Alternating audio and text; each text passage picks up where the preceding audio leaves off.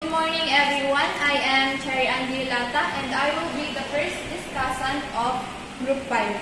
I will discuss all about photography. Together with Miss Enero, she will discuss the history of film, and Miss De La Peña, she will discuss the digital arts, and lastly Miss Mendinilla, she will discuss the different types of digital arts and artists. So my focus is all about photography. So before we start with history of photography, let us first define photography. So what is photography? The word photography literally means drawing with light, which derive from the Greek word photo, meaning light, and graph, meaning to draw. So photography is the process of recording an image or a photograph on light-sensitive film, or in the case of digital photography, via a digital, electronic, or magnetic memory. Next. So based on this quote, why do you think they said that pictures is worth 1,000 words? So multiple ideas can be conveyed by a single image, which conveys its meanings or essence more effectively than verbal description. Through photography, we can also express our thoughts, our feelings, our emotions, or even our talents. When camera had not yet been invented, people who wanted to have a memory of their loved ones rely on artists or painters to create preserved images. Let us now move on to the history of photography. Next. So in 4th century, Aristotle describes camera obscura. So the camera obscura means darkroom in Latin. It is a simple optical device that projected an image onto a surface. It serves as the precursor to modern cameras. Its device is a shape of box or in a room that let light pass through a small opening one side and project it to the another. The image will be upside down. So many philosophers, including Aristotle, have performed an experiment using the camera obscura.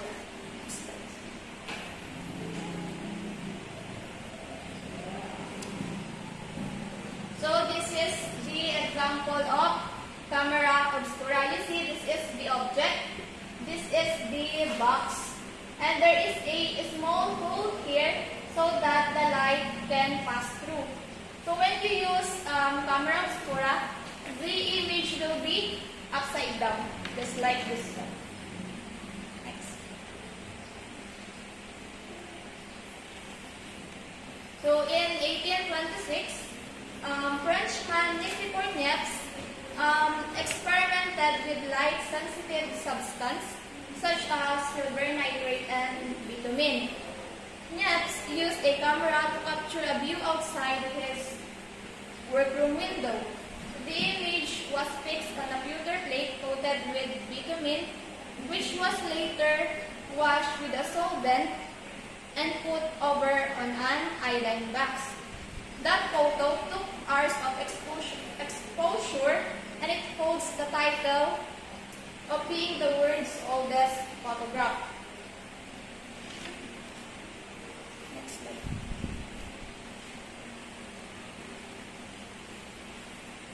So this is the example of calligraphy.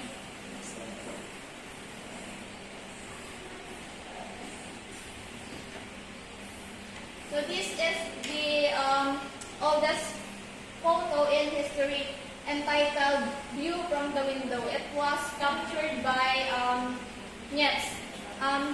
It took 8 hours to finish this pictures. So Niepce and Louis would later become business partners. Daguerre is also interested in Niepce's calligraphy. Calligraphy is the process of GE6. And GE6 was considered as the world's first photographer. He died because of heart attack, and after he dies, the GE continued their experiment. So let's move on to the daguerreotype.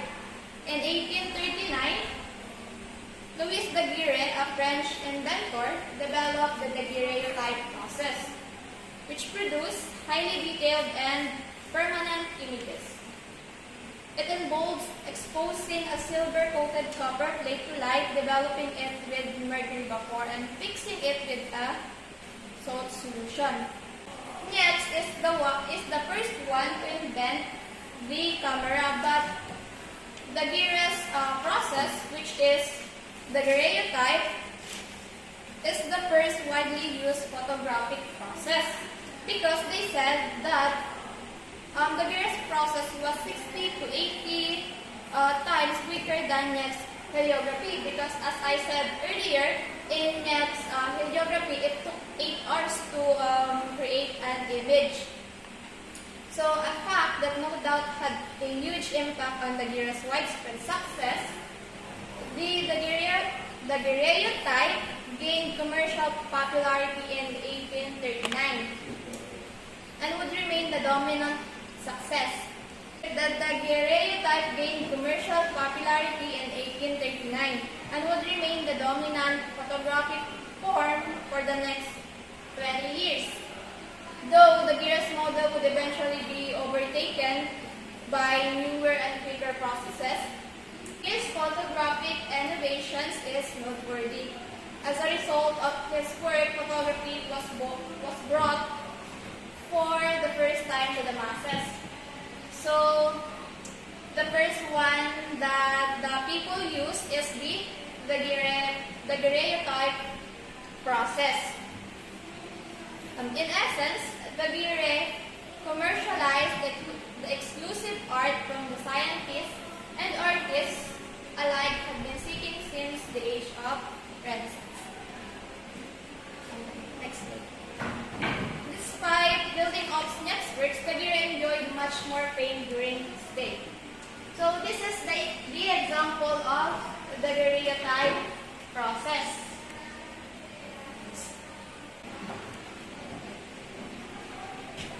This is the first ever selfie taken by Robert Cornelius in 1839. He uses the daguerreotype process. Robert Cornelius is a photography enthusiast from Philadelphia who in October 1839 took his own picture in the backyard of his family's light pictures store. So this one is the boulevard, the temple. So this is the first picture with which includes people. So here is the people. It's just very small. And in this picture, they uses the daguerreotype process. So let's move on to calotype process. So by 1841, around the time when Louis Daguerre was created his silver plate daguerreotype method, Great Britain's William Henry Fox Talbot was creating his own saltpaper method of photography. So Talbot's method involved bathing writing paper in weak solutions of normal table salt and then coating them with light sensitive silver chloride. And the process could be used to capture the images by the lens of cameras and mark the first time a silver salt method had been able to effectively capture images that would not completely darken out post-exposure. So Henry Fox Talbot would follow this up with his calotype, or he also called this talbotype, which used silver iodine in place of silver chloride, as well as gallic acid and silver nitrate to produce clear images with drastically reduced exposure times. Talbot's calotypes could be exposed within 1 or 2 minutes. So, importantly, unlike the daguerreotype, the calotype could be reproduced quickly through contact printing. This made reproduction easier than other methods. But as a result of the paper required in production, the calotype was never a sharp or clear daguerreotype. So in calotype, you can make plenty of copy of the images, unlike the daguerreotype. So, William Henry Fox Talbot made the calotype process because the French government declared that the daguerreotype is free to the world. But in Great Britain, a license was required to produce and sell daguerreotypes. So, maybe because of the historical tensions between France and Britain. So, this led to a battle between the two countries with Louis Daguerre and Henry Fox Talbot, announcing competing photographic process in 1839. That's why William Henry Fox Talbot made the calotype process. While Daguerre initially gained popularity, Talbot's process, which produced negative images on paper that could be reproduced, eventually became more influential in the development of modern photography. Although Daguerre is famous in that time because of his invention, the daguerreotype process, Talbot, remembered as both a brilliant scientist and a strict enforcer of patents, played a significant role in the technological revolution of photography.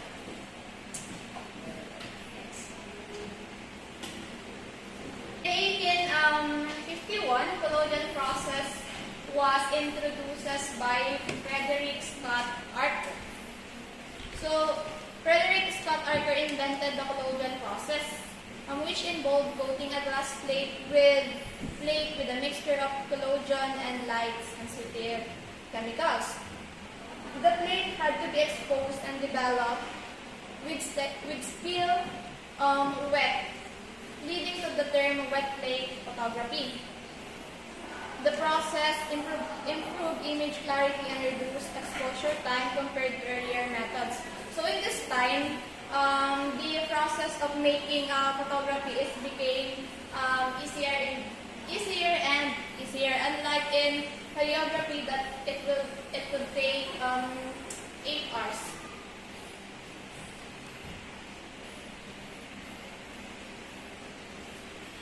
So now let's move on to Kodak in 1889, or film strip Kodak.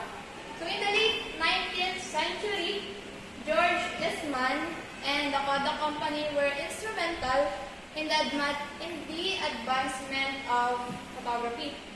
Roll film technology was one of Eastman's innovations that completely changed the industry. By using a gelatin coating process, he established the Eastman Plate and Film Company, which streamlined the creation of photographs.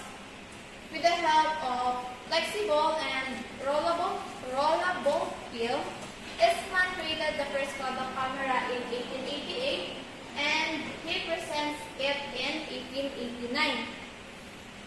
So, he made the Kodak camera and enables users to take their own picture.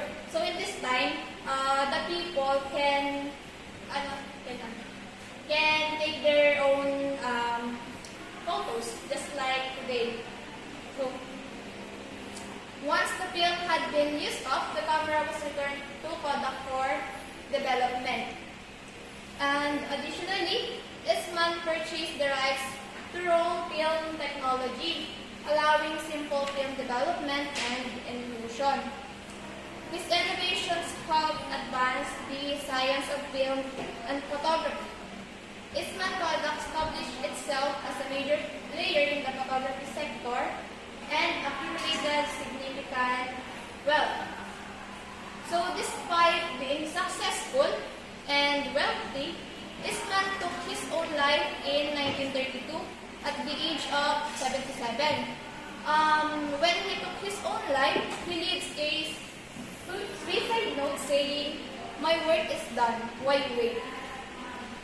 So today, the Eastman Museum located on his state showcases the history of photography from its invention to the present days. It holds a vast collection of photographs and cameras, including works by renowned masters of photography.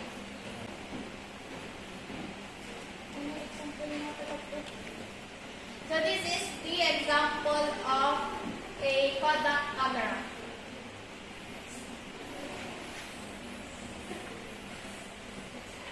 And this is the example of film strip Kodak. And now let's move on to Leica 1925, the 35mm camera. So Oscar Barnack played a significant role in the development of photographic technology by inventing the 35mm camera. So born in the late 19th century, Barnack aimed to create a smaller camera that could be easily carried by photographers. He joined the Ernst Place optical firm in 1911 and completed the first prototype for a 35mm camera by 1913. So by this time, it is easily to take pictures with this camera because you can bring a small camera anywhere you go. So however, due to World War I and the subsequent economic collapse in Germany, the production of the camera was delayed. So in 1924, the Leica 1, the first commercially available miniature camera, was launched after Barnack convinced Leeds to start production.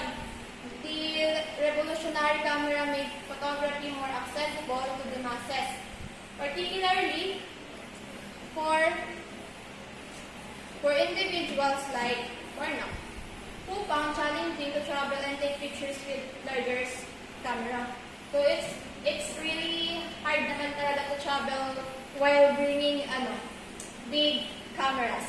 So the Leica 1 utilized 35mm film, which was originally developed by Thomas Edison and William Dixon for motion pictures camera.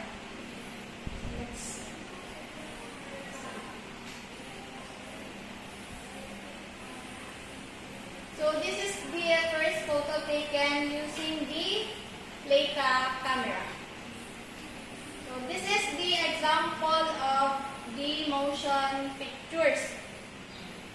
So the introduction of the Leica 1 is for competition, and other major camera manufacturers such as Kodak released their own portable cameras like Retina 1 in 1938. Over the next 30 years, 35mm film became the standard choice for personal cameras. Canon, a Japanese company that entered the American market in 1950s, following the Korean War, also used 35mm film camera in its film cameras. So now let's move on to the introduction of color. The first practical color film is Kodachrome and Agpachrome in 1936. It was introduced by Kodak. It allowed photographers to capture and reproduce color images accurately. So in this time, you can take pictures with colors. Next slide. So this is the example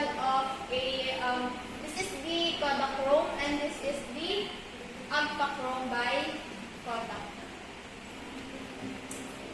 Now let's proceed to Polaroid cameras. So the first Polaroid camera delivers instant images using quick development process.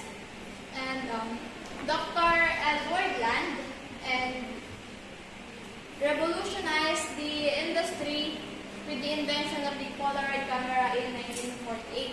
The new device utilizing cutting-edge technology that made it possible to develop a photograph in less than a minute. The Polaroid quickly became a consumer favorite as it has eliminated the previous long development process prior to the invention of the Polaroid. Photographers had to wait a considerable amount of time for images to develop in the past. Just like in videography, it took 8 hours. But now, using Polaroid, once you took a picture, the photo will instantly develop already. So, Edwin Land, a student at Harvard University, played a significant role in the advancement of polarizing technology during the early 20th century. He dedicated his efforts to develop polarizing film and filters capable of polarizing light. In 1932, Land teamed up with George Wheelwright to establish the Land Wheelwright Laboratories, where he made groundbreaking progress in his work and eventually invented the first Polaroid camera. Although Land's initial focus was on sunglasses, the technology created found application in various fields such as photography, color animation, and military operation. In fact, he even aided the American military during the Cold War by developing photoreconnaissance technology. So Polaroid, the company associated with Land's invention, introduced color film in 1963 and introduced the folding SX-70 camera in 1972. However, with the rise of digital photography in the 1990s, Polaroid faced decline, eventually leading to its bankruptcy filing in 2011. But in today's generation, there is still a Polaroid camera So this is the example of the Polaroid camera model 95. This is the first Polaroid camera. So the newer version in today's generation is much smaller. In 1956, the first aperture camera hits the market, or Agfa Automatic 66. It's called Agfa Automatic 66. It was released in 1956, meaning photographers no longer needed to set the exposure time by themselves. Next. So a few years later, in 1963, Canon introduces the first camera with autofocus. It is the Canon T80. Yeah. So it is a development making snapshots much easier for everyday photographer. Next.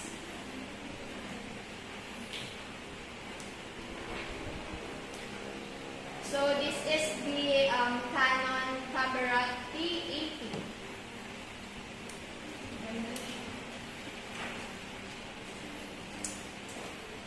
Now let's move on to Rollei 35T.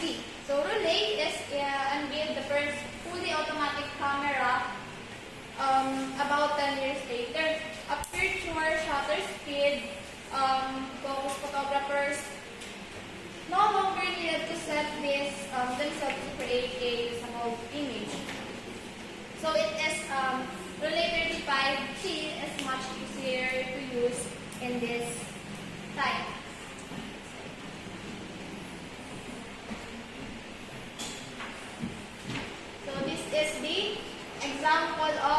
Chevrolet 35T.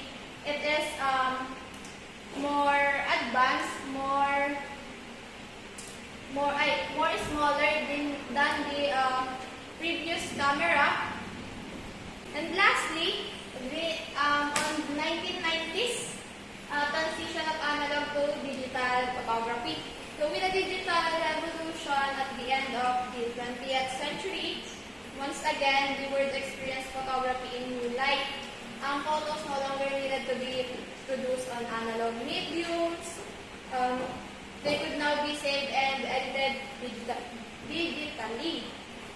This simplified the editing process tremendously. Digitalization brought unimaginable possibilities in photographic post-processing.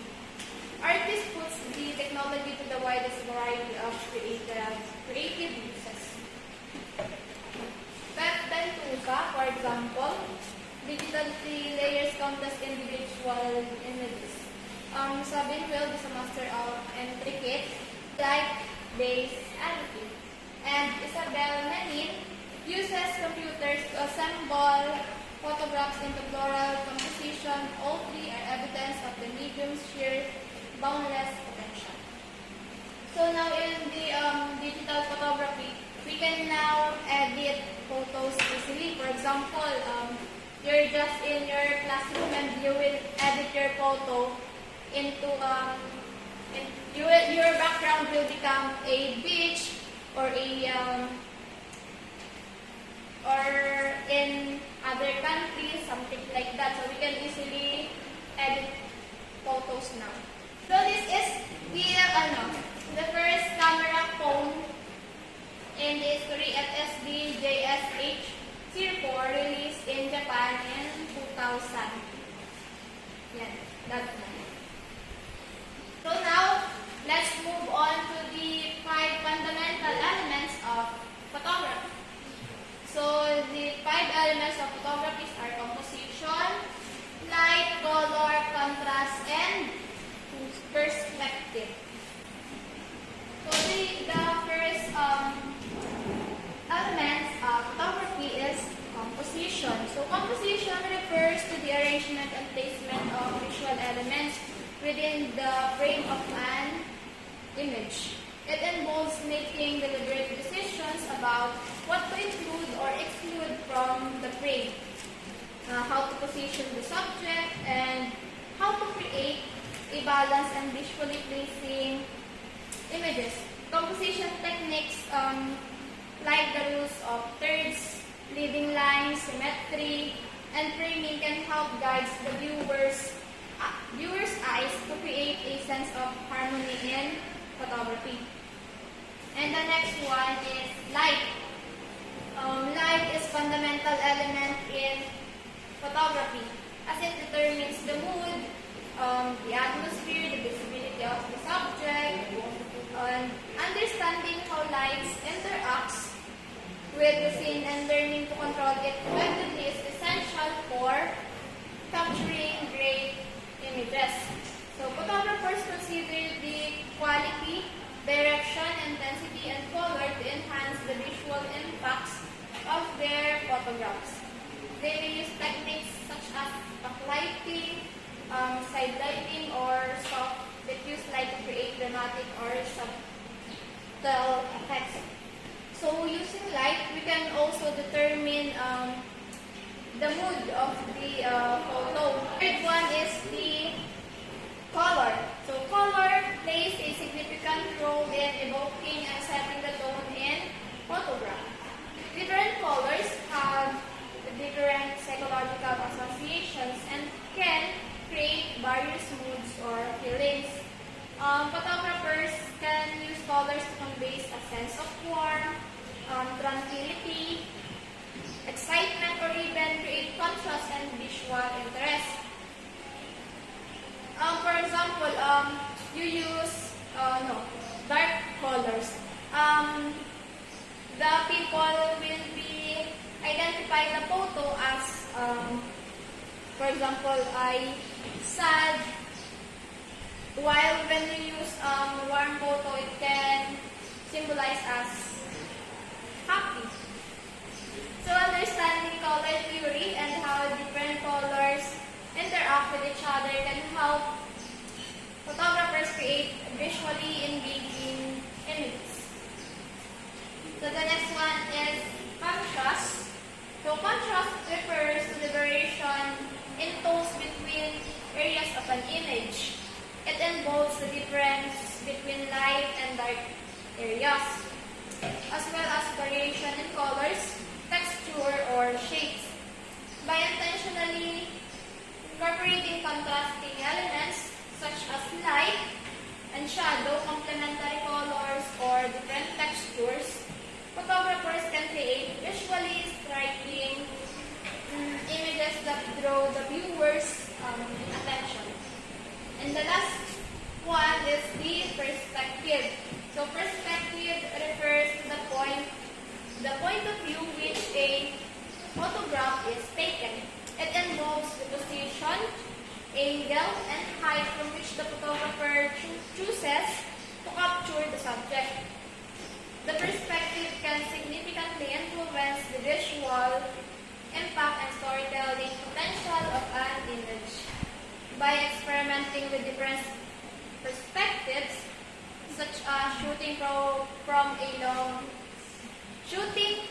long angle, a high vantage, or using unconventional angles, photographers can create unique and compelling compositions that offer fresh viewpoints to the viewers. So that's all from my topic.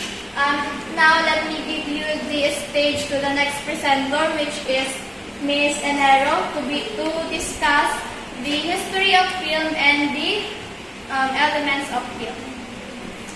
Good morning, everyone. My name is Lisa May Enero, and my focus is history and elements of film. So, films, also called as movies, refers to moving pictures, and moving pictures can be traced all the way back to prehistoric time. So, film is the technique which consists of projecting pictures in succession or in order to create a impression of movement.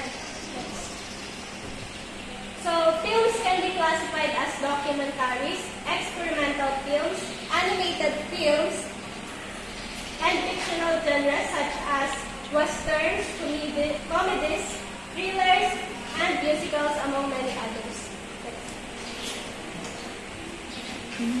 So, in August 28, 1878, Edward Muybridge, The Horse in Motion, is perhaps the most famous of these early motion pictures. So, The Horse in Motion was done unexpectedly. At first, Muybridge was asked to settle a bet whether the horse hooves left the ground when they gallop. So, Muybridge did this by setting 12 cameras with a string attached on them, and when the horse trips, it's where the camera will take a picture. So, if these pictures is projected in succession or in order, it will create movements. Next.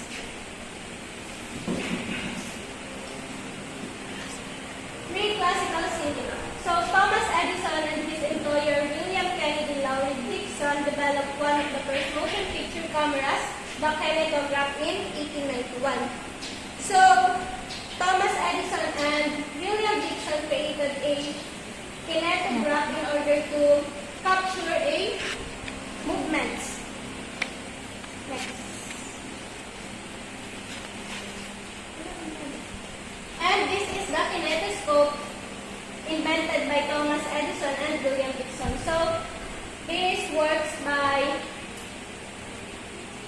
it is a strip of film and pass rapidly between a lens and an electric light bulb, while the viewer keeps music dun through a peephole. So, 4 years later, the brothers Auguste and Louis Lumiere invented a camera and projector and motion picture technology called cinematograph. So, the Lumiere's brother kept interest to the kinetoscope made by Thomas Edison and William Dixon. So the Lumiere brothers wanted to show the audience a wider view of film. Next. So this is the cinematograph. It can also function as a camera or a projector. But in order to use this, the lens shall be replaced. The cinematograph was film camera that also functioned as a photo developer and projector, just like what I have said earlier. In 1897, the Lumiere cinematograph was introduced to Philippines by a Spanish soldier named Antonio Ramos. So in 1897, a soldier named Antonio Ramos brought the cinematograph in Philippines. Silent movie era during the 1800s to 1900s. So a silent film is a film with no synchronized recorded sound, and especially with those spoken dialogues. So silent movies were just that movies that don't have any synchronized sounds with it.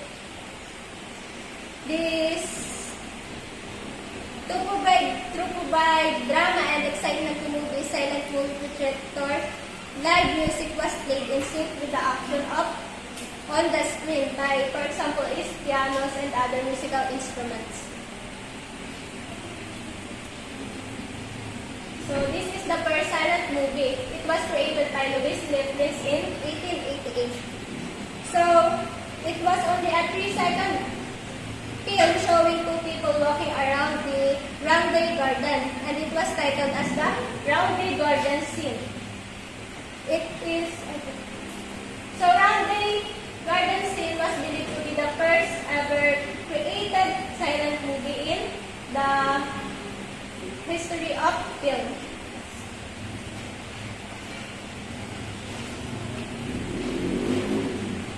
The black and white films are from the beginning of film history since 1895. So the filmmakers of black and white film came to acquire picture-perfect, very high levels of contrast between light and shadows, and the major professionalism in the use of lighting. Next. Sound film. So the first feature film originally presented as a talkie was The Jazz Singer, which premiered on October 6, 1927. So, in 1927, the silent movie era ended with the production of The Jazz Singer. It is a talkie movie. It consists of sounds and other background music. So, a sound film is a motion picture with synchronized sound or some technologically coupled to image.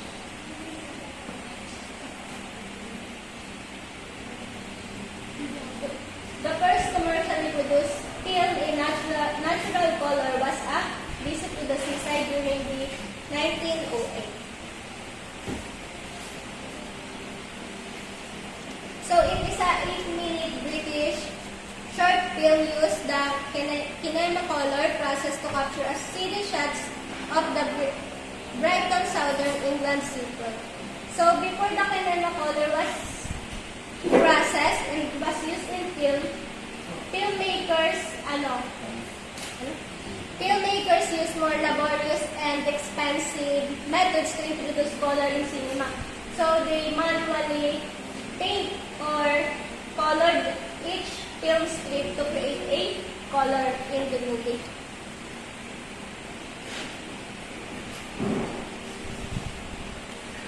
Next is in the year of 1928, this is the first animated film with sound. So, I'm sure all of us are familiar with Mickey Mouse, the one. It was played before Disney movie is presented. Mickey Mouse was listening while driving a boat. Next is the first full featured computer-generated imagery film. In 1995, Disney Pixar's Toy Story is the first full-length feature film created solely by computer-generated elements.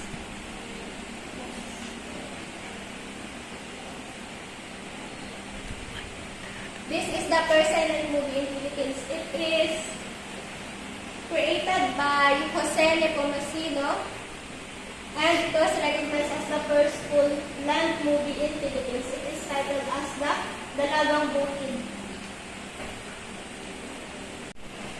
And now let's move on to the elements of film. So elements of film has 8 parts. It is the first one is film type, shots, camera angles, lighting, color, sound or audio, editing, and mixing and scene. So film types are divided into 3 categories. It is realism, classical, and formalism. Next. So realism in film relies on both narrative and visual realism. So this is an example of a realism film. It is General Luna. So by this mean that the story must be grounded in reality, just like General Luna, the film General Luna. It was based on our history. Next is formalistic films are often dreamlike. So it is concerned with psychological and spiritual truths and can be described by distorting or exaggerating images. So Alice in the Wonderland was an example of formalistic films. So it was more like a fantasy movies. And next is classical film. It represents a mix between realism and formalism. And there are 10 main shots involved in film. So it impacts on the way a viewer interprets a action on screen. The number 1 is the extreme long shot. Next is very long shot, medium long shot, mid shot, medium close up, big close up, and lastly the extreme close up. There are 4 main angles involved in filming. It is the eye level, high angle, low angle, and oblique angle. When we say eye level, it refers to the level on the camera placed as the same height of our eyes. And when we say high angle, the camera looks down on the subject, while on the low angle, the shot below the island and pointing up to the subject. And last is the oblique angle. So when we say oblique angle, it is also known as Dutch tilt. It is used to emphasize something or to look more interesting. So there is 4 kinds of lighting. It is the high key lighting, low key lighting, chiaroscuro lighting, silhouette or black lighting. So when we say high key lighting, it aims to reduce lightning. And in chiaroscuro lighting, it refers to high contrast lighting technique to achieve dark backgrounds. There are 2 kinds of color. So when we say color, it creates an ambience, emotion, and heightened symbolism. So the first kind of color is saturated. It includes the communicates, optimism, fantasies, love, or some pleasant scenery. So we use saturated in films when we will show a color with rich or bright colors. And the other one is desaturated. Communicates the past, strife, sorrow, or something other dystopia scenery. So it is the opposite of saturated. So it looks slightly washed out appearance. And next is sound. There are 2 kinds of sound. It is the diegetic and non-diegetic sounds, which are what build up the sound design for film. So when we say diegetic, it refers to sounds used to evoke the audience emotions. For example, is the dramatic effects or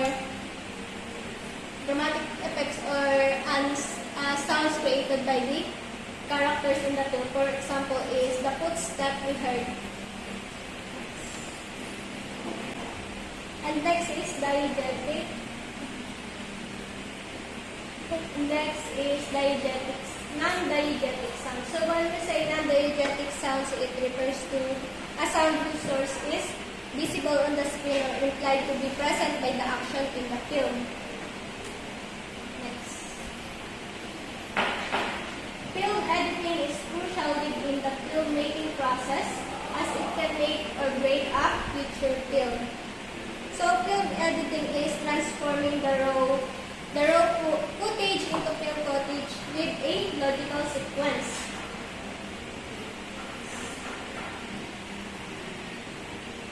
And the last one is mise en scene. It is used to describe the setting of a scene in a play or a film. So it refers to everything placed on the stage or in front of the camera. For example, is the people or the character in the films or the props. And that is all for my focus, which is about the film history and the history of film and elements of film. So let's hear from Yvonne de Peña, which is about the digital arts. Good morning, everyone. I am the third presenter and I will be discussing digital art. So digital art is defined as a creative practice that uses digital technology as an essential part of the artistic process. So digital art refers to art made using software, computers, and other electronic devices. It is known for many different names like digital media, media art, computer art, new media, net art.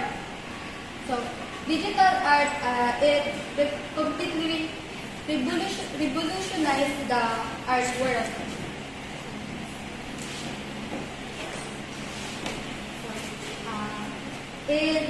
Digital art started in 1914. Benjamin Francis Lapowski is a mathematician and draftsman.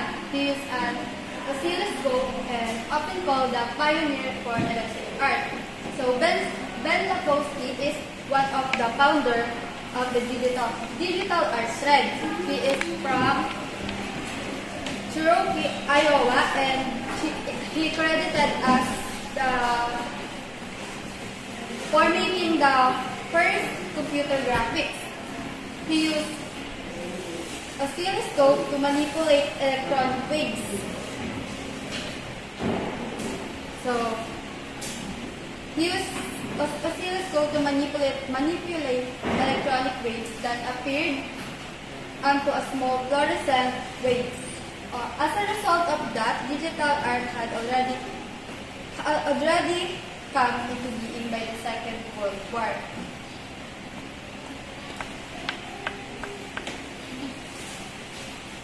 He used the oscilloscope for creating medium for an abstract art. So, in 1953, Ben Lapowski released what he called the oscillion or the oscillograph, and the design with corresponding thesis with a title of electronic abstraction. So Lapowski is credited as one of the pioneers for electric art, specifically in the analog spectrum medium. So in 1950s, many artists were experimenting with mechanical devices and analog computers in a ways that could be interpreted as a precursor to the digital pioneers. Who followed is, one of them is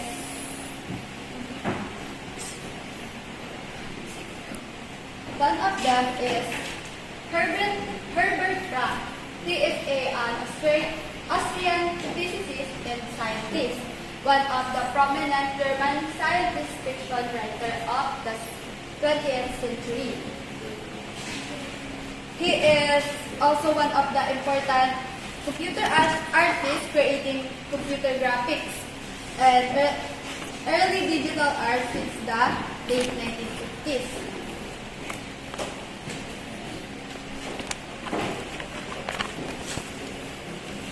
So this is the example of computer graphics of RAM.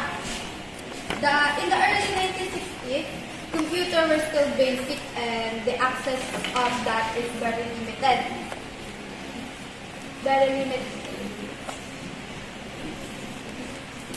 The access of the computer is very limited because, and not because it is extremely expensive, but because it is also we don't have the capabilities that we are accustomed today.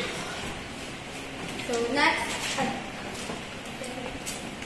in essence, early computers were like giant calculators that could take up an entire warehouse. Only those researchers, laboratories, and universities and large corporations could afford the computers.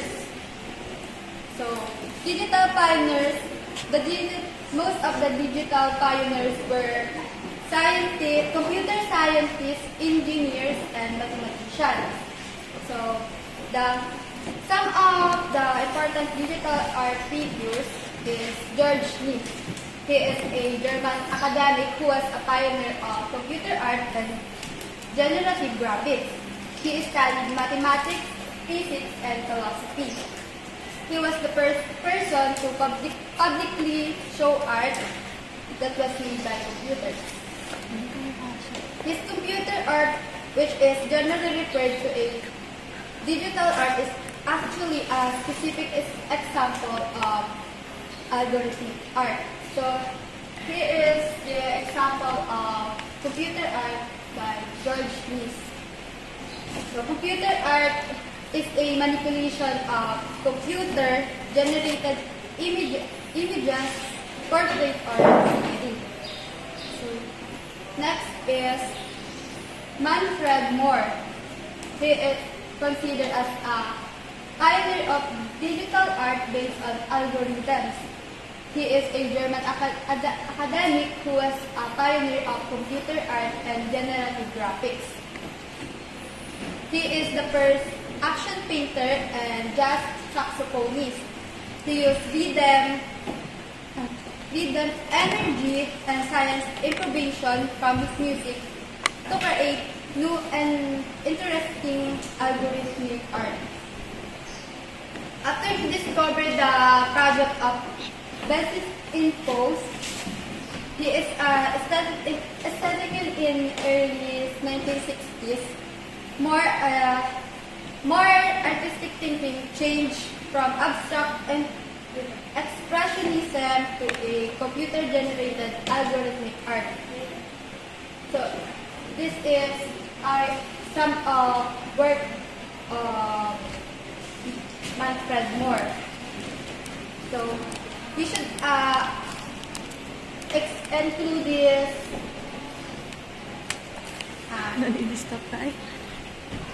This is a EAT, or the Experiments in Art and Technology, is founded by engineers and artists. It is a non-profit and tax-exempt organization. It is collaboration of the engineers and artists, like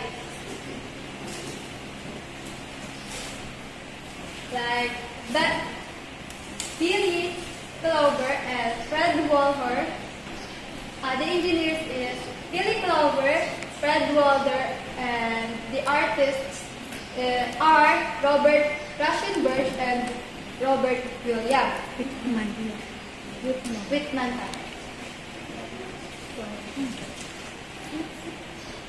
So the next is Desmond Paul Henry and Kenneth Knowlton. They are the two inventors of computer graphics. So, additionally, Robert Magliari is one of the original creators of digital sculpture. While Nate and Dillian Schwartz helped the advance of algorithms research animation. So this is the example of digital sculpture of Robert Nagari.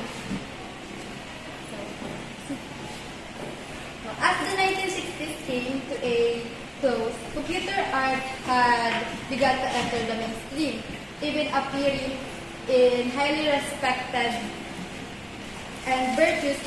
To some, this marks the real beginning of digital history. One of the first digital exhibition was the Cybernetic Serendipity of 1968.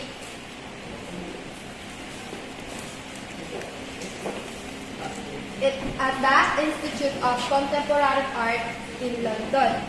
So, Cybernetic Serendipity of 1968 is the first major museum exhibition to focus on intersection of art and technology. It was curated by Josiah Richard in UK on August 2 to October 20, 1968.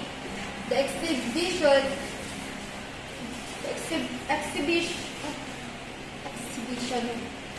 would later across US.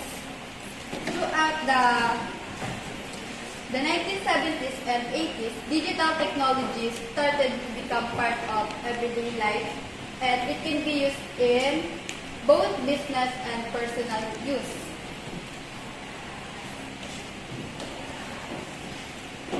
So in 1970s and 80s, the artist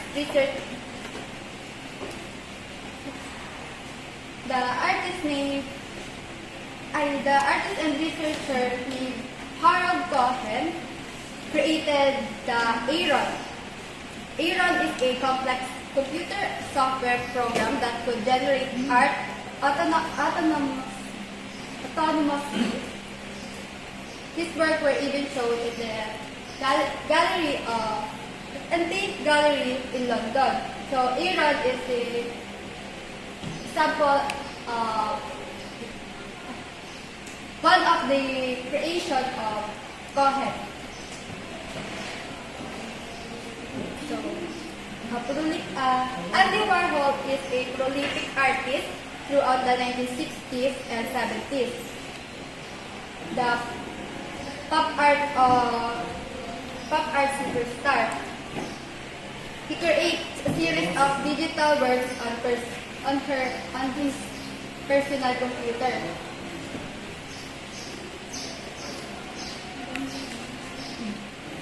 So the Amiga 1000 is in mid-1980s. It was a collaborative project which Commodore Amiga that was Amigo floppy disk for nearly 20 years.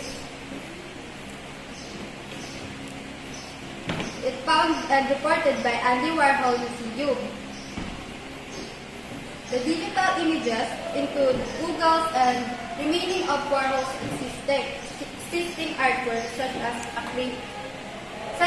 the acclaimed Hampton's Soup Cat and Botticelli's The Bird of Venus.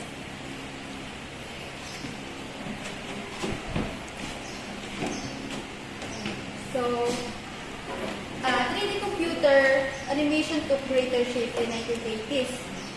The animation programs become commonplace for sculptors and photographers. So the artwork of Kenneth Nelson is a prime example of 3D graphics. It's called the Forrest Gables Moon Night. It is the first representative of this area. So, mixing digital and analog was also popular trend at that time. Example is James Walker. His combination of oil painting, watercolor, and digital art to create his pieces. he continued to integrate computer-generated images in his paintings, making it difficult for the audience to identify what is his works and what is the computer works. What does the computer create? So this is the example of James Walker artwork. So by the 1990s, the digital art was officially part of the mainstream art world. Museum of Contemporary Art opened video art for art departments and research centers. Around this time, the first online databases and archives also emerged, like in the Rhinestones, Pop Art, and Monoscope platforms. So, however, one cannot explore the world of digital art without examining the underlying technologies that allow the artists to express themselves in a digital form.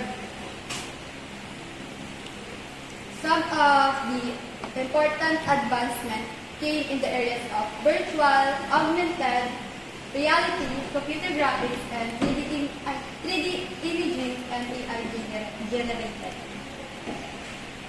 Without these discoveries and advancements, the digital art may have not existed. After some time, some years,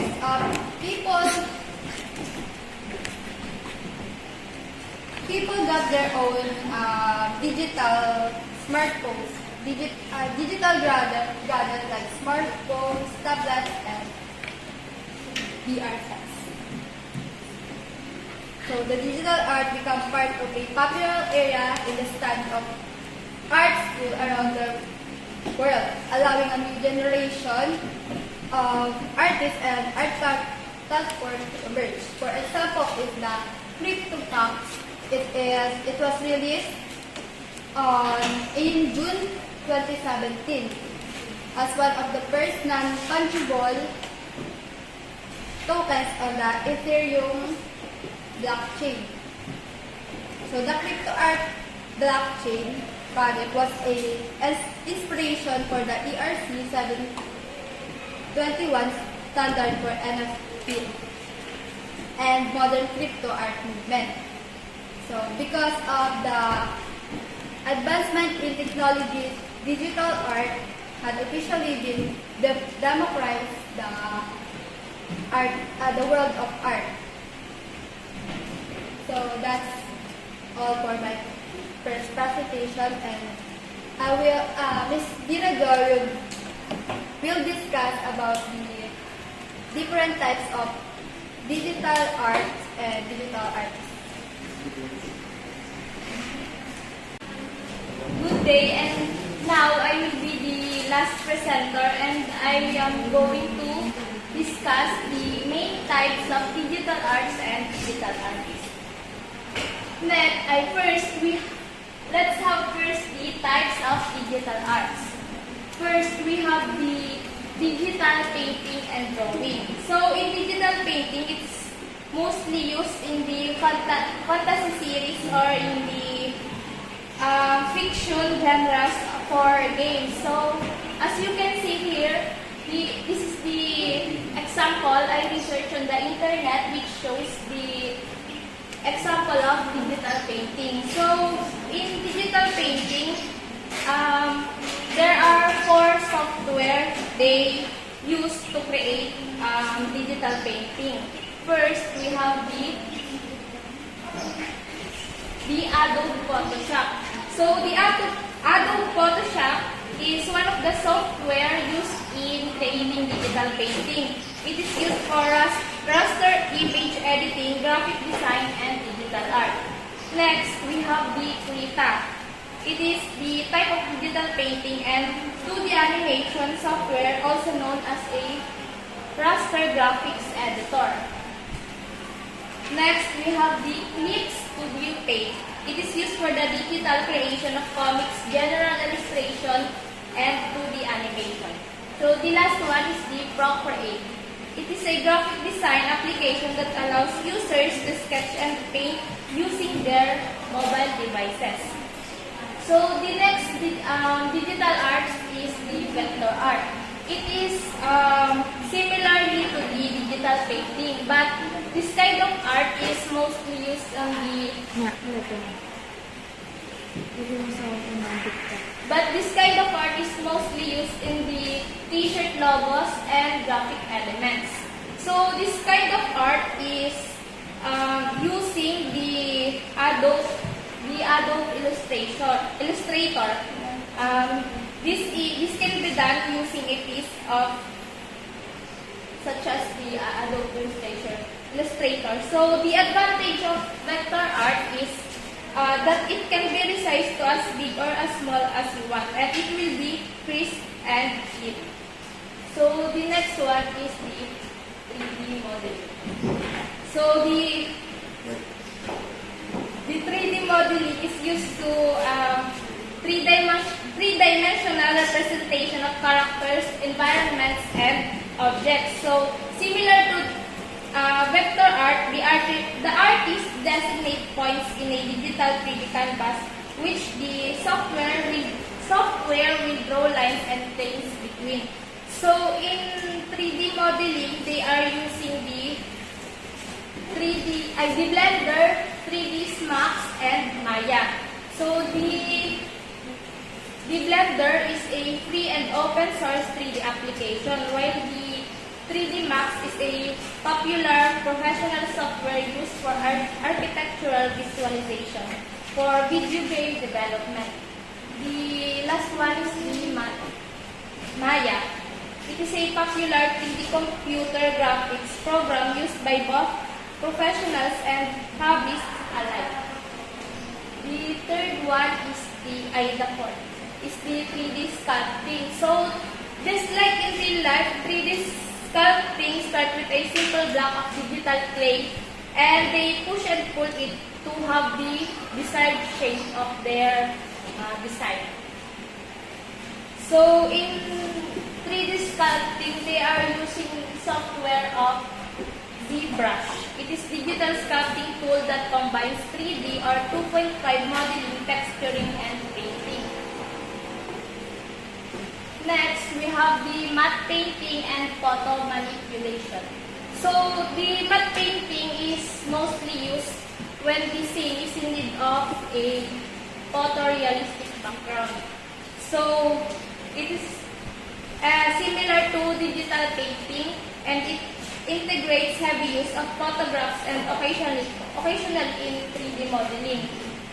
So the photo manipulation is closely related to the techniques and purpose, and similar to matte painting, it is using 3D and painting to craft images. So next we have the pixel art. Pixel art is made up of large blocks of color, typically with limited color palette, and each object restricted to a maximum size of 8 by 8 pixels or 16 by 16 or 32 by 32.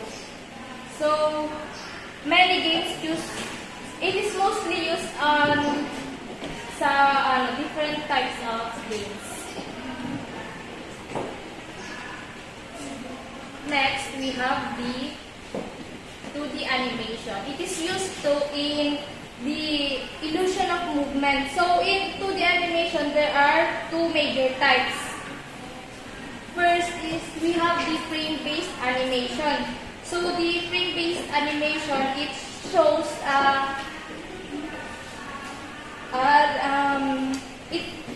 in the first image, it shows the object is drawn multiple times.